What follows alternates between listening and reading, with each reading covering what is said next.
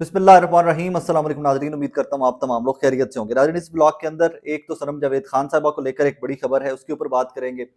Secondly, Pakistan Tehreek Insaf के उम्मीदवारों के कागजात नामजदगी स्क्रूटनी का अमल आपको पता है जारी है। उसके हवाले से मुराद सईद साहब को लेकर एक अहम डेवलपमेंट है, और फिर इमरान खान साहब को लेकर एक अहम डेवलपमेंट है। वो चीज़ें मैं सारी आपके सामने रख देता हूँ। नाज़रीन, हमने कल देखा कि खदीजा शाह साहिबा को कोयटा से, बलोचिस्तान से ज़मानत पर रिहा कर दिया गया, और वो फाइनली आज अपने घर पहुंच चुकी हैं। आज से कुछ देर पहले उनकी एक फ़ोटो भी आ गई अपने हस्बैंड जाजेब और बाकी जो उनके बच्चे हैं, फैमिली जो है उनके साथ। खदीजा शाह साहिबा की अपने घर से एक फोटो भी आ गई, मतलब वो she is safe and sound, वो घर पहुंच चुकी हुई हैं। इसी तरह आज एक बड़ी खबर आई जनाब लाहौर से, कि जनाब सनम जावेद खान साहिबा को लेकर डिप्टी कमिश्नर लाहौर ने सनम जावेद की नज़रबंदी का नोटिफिकेशन वापस ले लिया। एमपीओ के तहत उनको नज़रबंद किया गया था, 2 दिसंबर को गालिबन ये नोटिफिकेशन किया गया था, और वो नोटिफिकेशन वापस ले लिया गया। अब इसमें थोड़ा सा बैकग्राउंड भी आपको बता दूं कि सनम जावेद साहबा को 5 या 6 दफ़ा रिहाई मिली है, और 5 या 6 दफ़ा गिरफ्तारी हुई है। मतलब जमानत होती थी, जेल से निकलती थी, अगले केस में गिरफ्तार कर लिया जाता था, फिर रिहाई मिलती थी, जमानत मिलती थी, फिर अगले केस में गिरफ्तार कर लिया जाता था। और इस दफ़ा उन्होंने डिप्टी कमिश्नर साहिबा और लाहौर की इंतजामिया ने रिहाई और गिरफ्तारी के हैसल से बचते हुए एक ही दफ़ा एमपीओ के तहत बंद कर दिया था। उसके खिलाफ उनके वालिद जो हैं जावेद खान साहब, वो गए हुए थे जनाब लाहौर हाईकोर्ट से, उन्होंने रुजू किया हुआ था। आज लाहौर हाईकोर्ट में बाकी नजफी साहब की अदालत में सरकारी वकील ने रिपोर्ट जमा करवा दी है, और उन्होंने कहा जी कि डिप्टी कमिश्नर लाहौर ने, राफिया साहिबा ने नज़रबंदी का नोटिफिकेशन वापस ले लिया है। और उसके बाद ये खैर इसके ऊपर वो जो प्रेसिडेंट सेट हो गया, आई होप एंड प्रे कि वो आगे बाकी हाई कोर्ट्स भी इसको टेकअप करें। जो जस्टिस बाबर सत्तार साहब का एमपीओ को लेकर जो फैसला है, लैंडमार्क फैसला है, और उसके ऊपर I think and I pray कि बाकी हाई कोर्ट्स भी जो है उसको टेकअप करें, और उसको इसी तरह कलदम देकर उड़ा कर रख दें उस फैसले को भी। बहरहाल, सनम जावेद को लेकर क्या सराहनीय ये की जा रही है कि अब शायद उनकी रिहाई भी मुमकिन हो सकेगी, या जिस तरह कहते हैं ना पंजाबी चंद ने, जिमें हाथ थोड़ा जा हौला हो जाएगा। ये वक्त से पहले की बात है, it's too early to say that के वक्त हाथ हौला होता है या नहीं होता, लेकिन कुछ रिलीफ की सिचुएशन नजर आ रही है। लेकिन मैंने ये माजी में ये भी देखा है कि कुछ लोगों को एमपीओ के तहत जिनको नजरबंद किया गया था, उनका एमपीओ खत्म होता था तो उनको किसी और मुकदमे में नामजद कर दिया जाता था। तो I don't know what is going to happen here, लेकिन ये एक बड़ी डेवलपमेंट है, और इस पे कोर्ट रिपोर्टर्स ज्यादा जो है उनको लगता यह है कि सनम जावेद साहिबा को भी लेकर कोई रिलीफ की सूरत हाल बनती हुई दिखाई दे रही है। वो तो खैर कुछ चंद घंटों में या एक आधे दिन के अंदर आइडिया हो जाएगा कि व्हाट इज नेक्स्ट। अच्छा, आगे बढ़िए थी जो अगली खबर, मुराद सईद साहब केपी से पाकिस्तान तहरीक इंसाफ के रहनुमा, बहुत वोकल, बड़ी क्लैरिटी के साथ बोलते हैं। आप उनसे एग्री करें, आप उनसे डिसएग्री करें, वो आपकी चॉइस है, लेकिन बहरहाल एक तवाना आवाज़ पाकिस्तान तहरीक इंसाफ से मुराद सईद साहब है। मुराद सईद साहब ने नाज़रीन 2 हलकों से नॉमिनेशन पेपर अपने फाइल किए हुए थे, NA 2 और NA 4। इनके 2 जगह से इलेक्शन लड़ने का, दोनों नेशनल असेंबली की सीट्स थी, यहाँ से इन्होंने नॉमिनेशन पेपर्स अपने फाइल किए हुए थे, और इनके वकला ने नॉमिनेशन पेपर्स जो थे वो फाइल किए हुए थे। और अब तो इत्तलात, आज की खबर ये है, अब से कुछ देर पहले की, कि जनाब इन दोनों हलकों से आरओ ने, रिटर्निंग ऑफिसर ने, उनके कागजात नामजदगी जो है वो मुस्तरद कर दिए हैं। मुस्तरद करने की वजह क्या बताइए, कानूनी इसके ऊपर क्या बहस है, वो एक अलग से बहस है, और वो जरूर की जानी चाहिए। जराये के मुताबिक मुराद सईद के कागजाती नामजदगी पर एतराज़ात किए गए हैं कि वो इश्तिहारी हैं और मुतअद्दिद मुकदमात में मतलूब हैं। इससे कबल गुज़िश्ता दिनों इंसदाद दहशतगर्दी अदालत में पेश न होने पर पुलिस की दरखास्त पर नादरा ने तहरीक इंसाफ के रहनुमा मुराद सईद, आजम सवाती और हमाद अजहर समेत 9 मई के वाकयात में मुलव्वस 18 इश्तिहारियों के शनाख्ती कार्ड ब्लॉक कर दिए थे। इश्तिहारी मुलजमान के नाम नो फ्लाई लिस्ट में भी शामिल किए जा चुके हैं।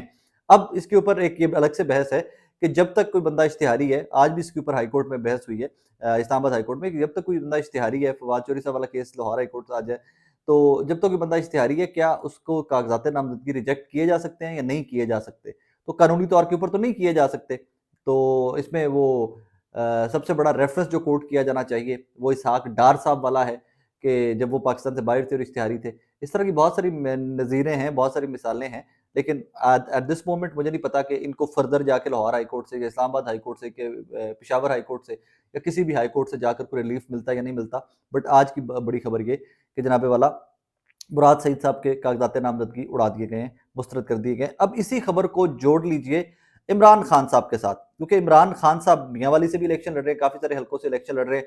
लाहौर में तो जो उनके साथ किया गया उनके वकला की जानिब से, वो तो कहानी अलग से है, मैं उसके ऊपर क्या बात करूं। मतलब कोई हद होती यार, कि आज उसी तरह की कहानी, आप जाहिद कुनिंदा, तजवीज़ कुनिंदा भी उसी हल्के के नहीं थे, और आज उसी तरह की कहानी लतीफ़ खोसा साहब की फैमिली से भी निकल आई कि जनाब जहाँ से लतीफ़ खोसा साहब के कागज़ात नामज़दगी जमा करवाए गए थे, वहाँ भी उनका तजवीज़ कुनिंदा, तायीद कुनिंदगान में से एक उस हल्के का नहीं है। तो पता नहीं इतने सीनियर वकला होते, इतनी सीनियर काउंसिल होते, इतना पुराना सियासी तजर्बा होते भी ये लोग किस तरह के ब्लंडर्स कर रहे हैं। अब मियाँ वाली की बारी आ गई। मियाँ वाली में जनाब कागज़ात नामज़दगी की जाँच पड़ताल आज मुकम्मल हो गई है और इसके ऊपर खुर्रम रोखड़ी साहब हैं, वो लंबे बालों वाले खुर्रम रोखड़ी साहब। हमने देखा कि वो पाकिस्तान तहरीक-ए-इंसाफ का माज़ी में हिस्सा थे, फिर वो अलग हो गए, फिर वो बड़े नाक़िद हैं और वो और खलीलुर रहमान साहब, इन 2 ने एतराज़ात दायर कर रखे थे मियाँ वाली में इमरान खान साहब के कागज़ात नामज़दगी को लेकर। जिसमें मौक़िफ़ ये इख्तियार किया गया कि वो सज़ा याफ़्ता और नाअहल हैं, लिहाज़ा वो इलेक्शन नहीं लड़ सकते। आज ये एतराज़ात भी और उनकी बाकी जो सारे बेसिक क्वालिफ़िकेशन थी, उसके ऊपर जाँच पड़ताल मुकम्मल कर ली गई है मियाँ वाली से और अब कल इसके ऊपर फ़ैसला आ जाएगा। अब मुझे I would be very honest बहुत कोई हाई होप्स नहीं है इमरान खान साहब के कागज़ात नामज़दगी को भी लेकर क्योंकि उसके ये मुराद सईद साहब के जिस तरह कागज़ात नामज़दगी मुस्तरद कर दिए गए हैं, इसी तरह इमरान खान साहब के कागज़ात नामज़दगी को भी लेकर I would be very honest with you, given circumstances में मौजूदा हालात के अंदर मुझे बहुत ज़्यादा हाई होप्स नहीं है। क्योंकि जिस तरह का इलेक्शन हो रहा है, जिस तरह के मामलात चल रहे हैं और अभी तक सुप्रीम कोर्ट ने भी टेक अप नहीं किया तोशाखाना केस जिसमें इमरान खान साहब डिस्क्वालिफाइड हैं। सो उन्होंने भी सुप्रीम कोर्ट ने भी टेक अप नहीं किया। तो टेक्निकल सा नुक्ता एक है, अब इसके ऊपर कानून की तशरीह क्या कहती है, कानून क्या कहता है, वो मुझे इसके ऊपर कोई बहुत ज़्यादा नहीं पता। लेकिन एक और खबर इसके साथ बैरिस्टर उमैर नियाज़ी साहब की मिला लीजिए। बैरिस्टर उमैर नियाज़ी साहब आज मीडिया से बात कर रहे थे और उन्होंने कहा है कि जनाब हमारे बंदे पिक एंड चूज़ किए गए हैं, कि हल्के देखे गए हैं कि कहाँ से तहरीक-ए-इंसाफ बहुत मजबूत है और कहाँ से बाकी जो जमातें उनके मद्दे मुकाबले में बहुत कमज़ोर है। इसी तरह पिक एंड चूज़ करके 1000 के करीब 1000 1000 के करीब लिस्ट बना ली गई है पूरे पाकिस्तान से, जहाँ से पाकिस्तान तहरीक-ए-इंसाफ के उम्मीदवारान जो हैं, उनके नॉमिनेशन पेपर्स जो हैं, वो उड़ा दिए जाएँगे। अब ये पाकिस्तान तहरीक-ए-इंसाफ के मैं उनमें सरगर्म रुकन कहूँ, लीडर कहूँ मैं क्या कहूँ लेकिन उमैर नियाज़ी साहब जो हैं, उनकी खबर है।